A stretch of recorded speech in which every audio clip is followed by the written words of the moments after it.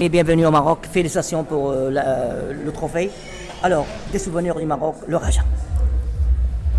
Déjà, si vous me permettez, je voudrais déjà faire part de mes sentiments. Je suis très content d'être ici au Maroc aujourd'hui pour cette très belle cérémonie organisée par l'Union marocaine des footballeurs professionnels, dont je tire un grand chapeau.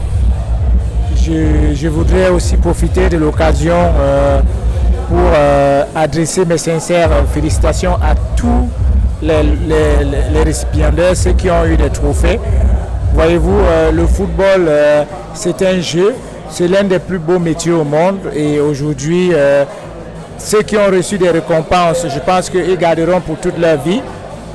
Moi, j'ai eu la chance encore de recevoir aussi un trophée, c'était un plaisir. Je pense que les footballeurs ici ne me démentiront pas que c'est le plus beau métier au monde. À mon âge, je reçois encore une récompense.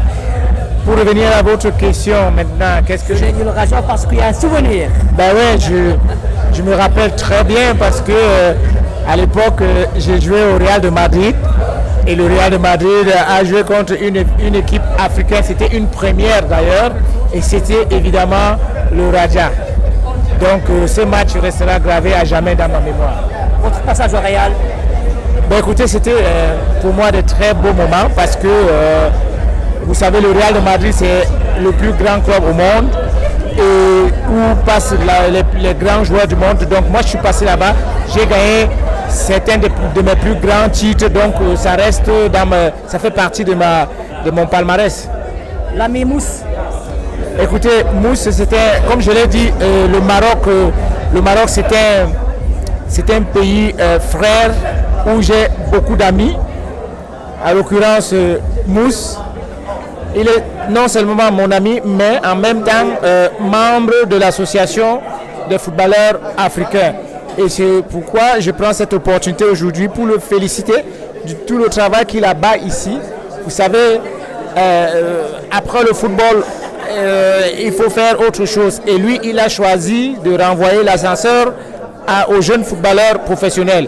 Donc moi, je l'encourage, je tire mon chapeau et je lui dis, écoute, Mousse, reste comme tu es. Vous savez, Mousse est une très très grande personne, une très bonne personne. Reste comme tu es et sauf, voilà, le bon Dieu le récompensera pour tout ce qu'il fait pour les autres footballeurs. Jérémy, peut-être que ce sera la dernière, ce football africain qui pousse. On est très content. Vous savez, le football est constitué de plusieurs acteurs. Nous, principalement, les footballeurs.